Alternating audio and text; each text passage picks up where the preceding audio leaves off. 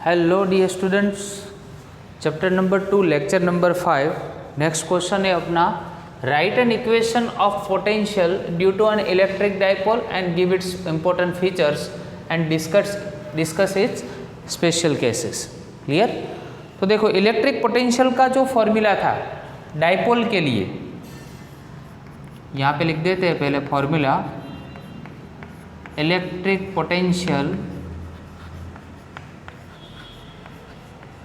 Due to an electric dipole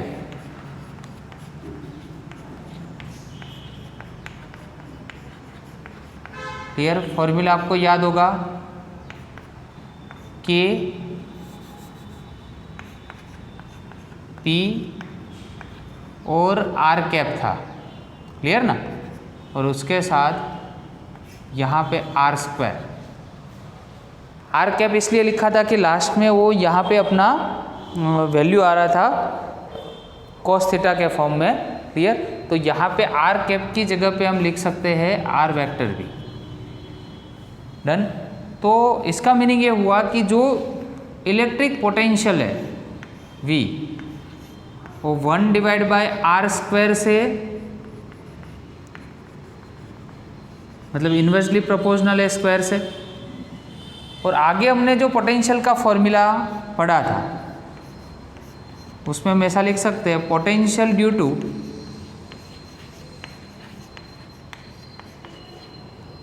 A point charge. Clear? Point charge के लिए जो potential का फॉर्मूला था उसके लिए फॉर्मूला बहुत ही सिंपल था, KQ/R। तो इसमें हम लिख सकते हैं V is proportional to 1/R। तो दोनों देखो डिफरेंट हुए। जो फर्स्ट की हम बात कर रहे हैं वो 1/r स्क्वायर है, वो डाइपोल के लिए है। और सेकंड जो फॉर्मूला की हम बात कर रहे हैं वो कौन सा है? 1/r है। क्लियर? चलो, तो दोनों के बीच में डिफरेंस क्या है वो इसमें फाइंड करना है, वो यहाँ पे आपको दिखाना है। तो इसमें आप ग्राफ का यूज़ कर सकते हो। जैसे लास्ट टाइम हमने इलेक्ट्रिक फील्ड और इलेक्ट्रिक पोटेंशियल का ग्राफ ड्रॉ किया था, वैसे ही मान लो कि यहाँ पे y एक्सिस है और सेम ईयर यहाँ पे अपनी x एक्सिस है। y एक्सिस पे किसकी वैल्यू? v की वैल्यू, और x एक्सिस पे कोई r की वैल्यू। कोई भी वैल्यू देखो, 0, 0.1, 0.2 कोई भी वैल्यू चूज़ कर सकते हो। डायरेक्टली हम ग्राफ पे जाते हैं तो यहाँ पे जो डाइपोल है, डाइपोल के अकॉर्डिंग है, ध्यान रखना सही से। इसमें electric potential due to electric dipole है और इसमें कौन सा है? Due to a point charge है। दोनों का फॉर्मूला डिफरेंट है। अभी लास्ट टाइम हमने देखा था कि V is proportional to R, that means उसका फॉर्मूला कैसे होगा? तो जैसे जैसे आप डिस्टेंस बढ़ाते जाओगे तो पोटेंशियल जो होगा वो डाउन होगा। क्लियर? ऐसे फॉर्मूला मिलेगा आपको। ये V is proportional to 1/r का ग्राफ है। उसके बाद सेकंड जो है उसमें V जो है वो थोड़ा और डिक्रीज होगा, इसको क्रॉस करने के बाद थोड़ा और डाउन जाएगा। तो V is proportional to 1/r square, क्योंकि इसमें r स्क्वायर है। लास्ट टाइम भी मैंने समझाया था, r स्क्वायर एक एग्जाम्पल लेके r इज इक्वल टू 2 का, उसके बाद मैंने एक्सप्लेन किया था r स्क्वायर है, दैट मीन्स इन्वर्सली प्रोपोर्शनल तो है, साथ में डिस्टेंस का स्क्वायर है। सो दैट ए ग्राफ है इससे भी थोड़ा नीचे जाएगा। जब r की वैल्यू डाउन होगी तो v की वैल्यू और यहाँ पे, ठीक है ना, ऐसे नीचे जाएगी। तो r जैसे जैसे इंक्रीज होता जाएगा तो इसके रिस्पेक्ट में भी उतना ही डिक्रीज होता जाएगा। ठीक है? तो ये दोनों के बीच में डिफरेंस है, पॉइंट चार्ज और point charge and electric dipole, उसके दो फॉर्मूला, उसके दोनों में ये डिफरेंस है। दूसरा, उसमें स्पेशल केसेस लेते हैं।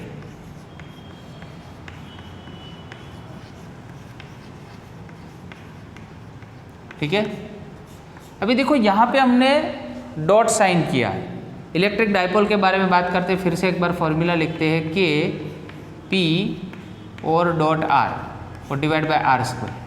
अगर इसको डॉट निकाल दो तो फॉर्मूला क्या बन जाएगा? यहाँ पे PR उसके साथ कॉस थीटा हम लिखते थे, याद करो।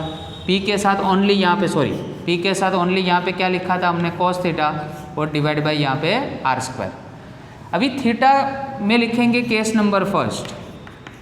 अगर मान लो ये पॉइंट इलेक्ट्रिक डाइपोल पे ही है, that means theta is equal to 0 और theta is equal to pi है, तो cos 0 की वैल्यू पुट करोगे तो cos 0 1 होता है, दैट मीन्स kp/r² फॉर्मूला मिलेगा। और थीटा इज इक्वल टू पाई रखोगे तो cos पाई -1 होता है, तो फॉर्मूला अल्टीमेटली आपको क्या मिलेगा, प्लस और माइनस kp/r²। इस केस में एक बार थीटा के लिए प्लस मिलेगा और पाई के लिए माइनस मिलेगा। सेकंड केस, अगर मान लो कि जो इलेक्ट्रिक डाइपोल है कि जहाँ से आप जिस पॉइंट पे आप फाइंड करना चाहते हो, इलेक्ट्रिक पोटेंशियल फाइंड करना चाहते हो, वो पॉइंट इलेक्ट्रिक डाइपोल से 90 एंगल पे है, मतलब थीटा इज इक्वल टू π/2 है, तो cos π/2 तो 0 होता है, तो उस पर ऑलवेज क्या होगा, 0 पोटेंशियल होगा। आया समझ में, 0 पोटेंशियल होगा। तो ये बात ध्यान रखिए कि डाइपोल से अगर 0 और पाई पे है, मतलब एग्जैक्टली वो डाइपोल पे वो पॉइंट है 0 डिग्री पे या तो पाई डिग्री पे, क्लियर, सॉरी पाई रेडियन पे, तो वहाँ पे v is equal two plus और माइनस kp/r²। अगर वो उससे परपेंडिकुलर है, ठीक है, एग्जैक्टली 90 एंगल पे है वो पॉइंट्स, तो आपको क्या मिलेगा, उसमें पोटेंशियल 0 मिलेगा। चलो नेक्स्ट डिस्कस करते हैं derive an expression for, sorry फिर से एक बार देख लेना, थीटा इज इक्वल टू π/2 होगा तो cos π/2 क्या होगा, 0। दैट मीन्स आप उसमें लिख सकते हो कि पोटेंशियल क्या होगा, 0 होगा। चलो नेक्स्ट डिस्कस करते हैं अभी derive an expression for electric potential at a point due to a system of n charges. n charges के लिए इलेक्ट्रिक पोटेंशियल कैसे फाइंड करते हैं, तो सबसे फर्स्ट लेते हैं, देखो ये हमने 2D सिस्टम लिए, यहाँ पे x एक्सिस है, मान लो कि यहाँ पे y एक्सिस है और यहाँ पे कोई पॉइंट P लिया है। बहुत ही ईजी थ्योरी है, पहले आपको यहाँ से इस पॉइंट के लिए एक पोजीशन वेक्टर ड्रॉ करना है। P पॉइंट के लिए पोजीशन वेक्टर लेट से कितना है, R है। यहाँ पे चार्ज Q1 को एज्यूम करो, यहाँ पे Q2 चार्ज एज्यूम करो, Q3, वैसे ही आगे जाओगे तो Qn तक चार्ज आएंगे। अभी इस ओरिजिन पॉइंट के रिस्पेक्ट में आपको उसका पोजीशन वेक्टर, मतलब फर्स्ट का पोजीशन वेक्टर R1, दूसरा आपको थ्योरी में क्या लिखना है, Q2 के लिए पोजीशन वेक्टर क्या है, R2 है, और Q3 के लिए पोजीशन वेक्टर क्या है, R3 है, Qn के लिए पोजीशन वेक्टर क्या है, Rn। क्लियर? बाय यूजिंग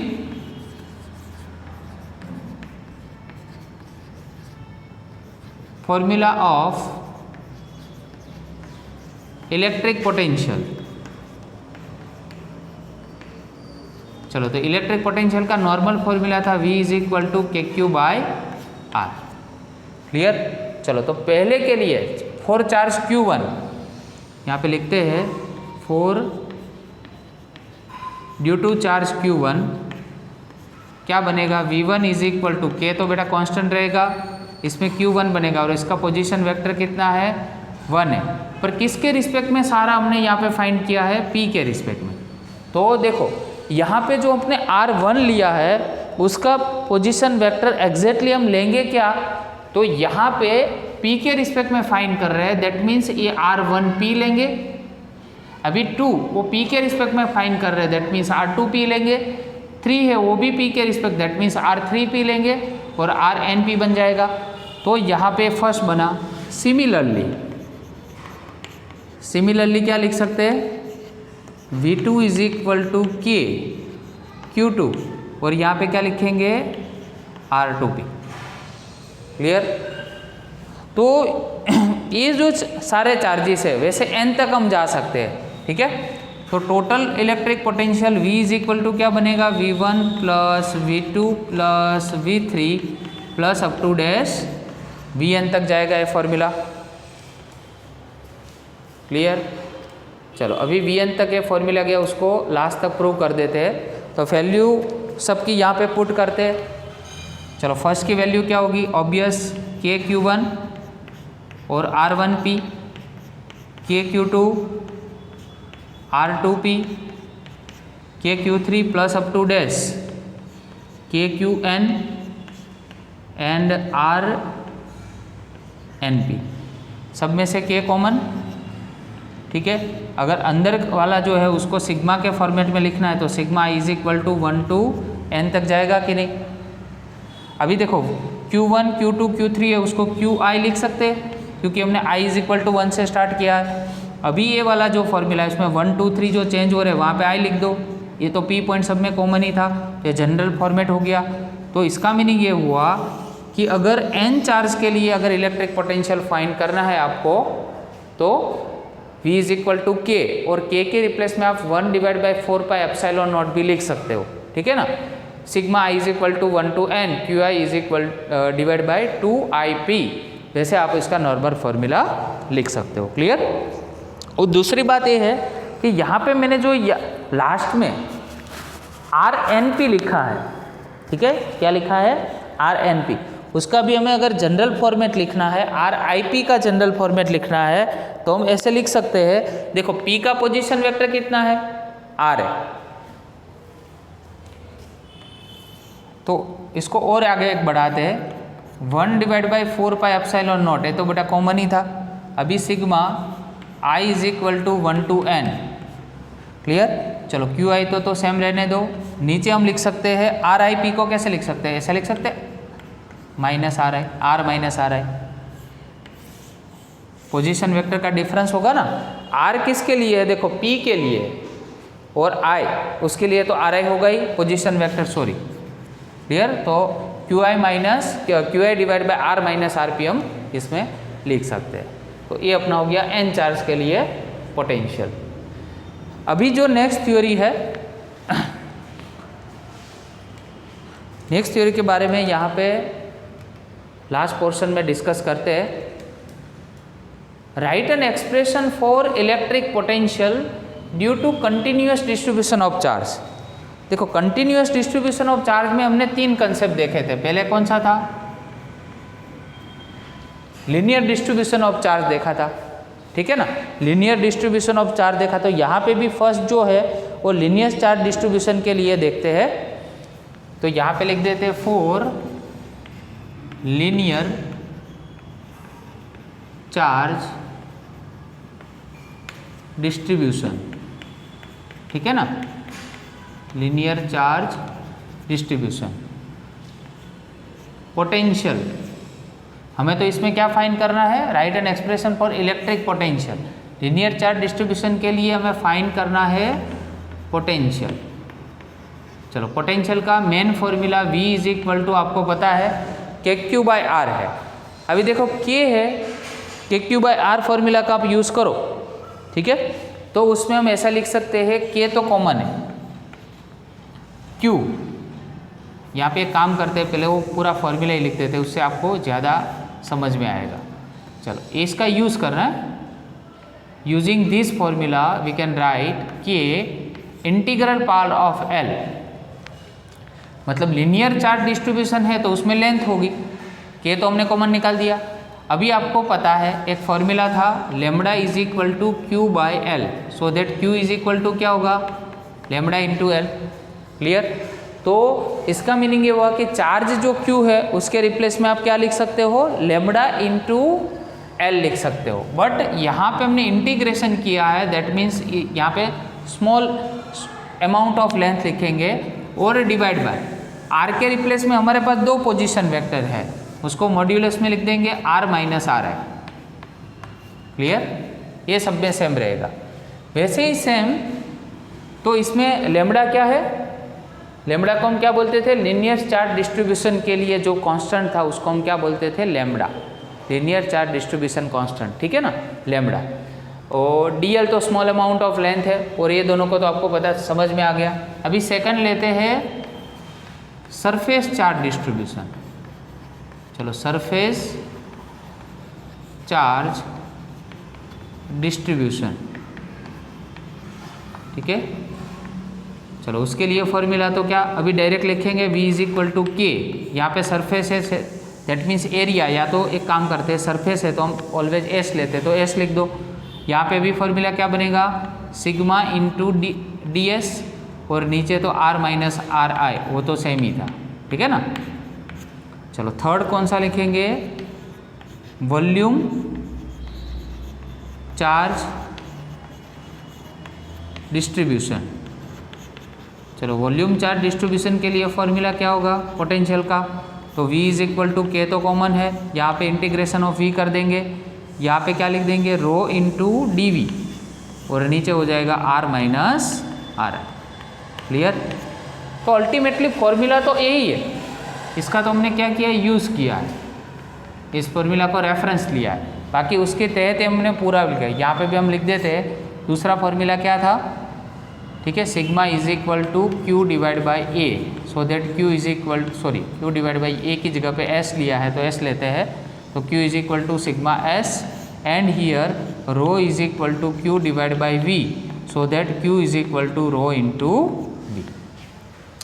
तो ये इलेक्ट्रिक पोटेंशियल के बारे में डिस्कशन हुआ, तीनों चार्ज डिस्ट्रीब्यूशन का, linear, surface and volume. Clear, linear, surface and volume. तो फिर से एक बार थोड़ा रिवीजन करते हैं कि फर्स्ट में हमने क्या डिस्कस किया। फर्स्ट क्वेश्चन में, तो फर्स्ट क्वेश्चन में हमने ये डिस्कस किया कि हमारे पास दो पोटेंशियल, इलेक्ट्रिक पोटेंशियल है। ये कौन सा पोटेंशियल है, electric potential due to an electric dipole, उसमें V is proportional to 1/r² आएगा, और इसमें क्या आएगा, पॉइंट चार्ज के लिए होगा तो V is proportional to 1/r। Clear. Next जो सेकंड है उसमें हमने ग्राफ ड्रॉ किया, उसमें 1/r का ग्राफ ड्रॉ किया और 1/r² का, वो 1/r² का ग्राफ थोड़ा लिटल चेंज हुआ, वो नीचे की साइड जाएगा, वो हमने आगे के लेक्चर में भी डिस्कस किया था। उसके स्पेशल केस लिए मैं केस नंबर 1 में theta is equal to 0, theta is equal to pi, और सेकंड केस में theta is equal to π/2।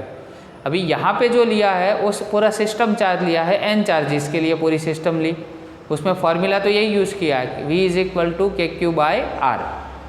But पहला चार्ज होगा तो V1 लेंगे, उसके बाद V2 लेंगे, वैसे n नंबर ऑफ चार्जेस होंगे तो n नंबर ऑफ चार्जेस, और उसके अकॉर्डिंग यहाँ पे टोटल सिग्मा के फॉर्मेट में फॉर्मूला मिल जाएगा।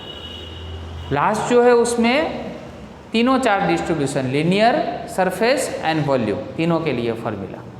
ओके, चलो, थैंक यू वेरी मच।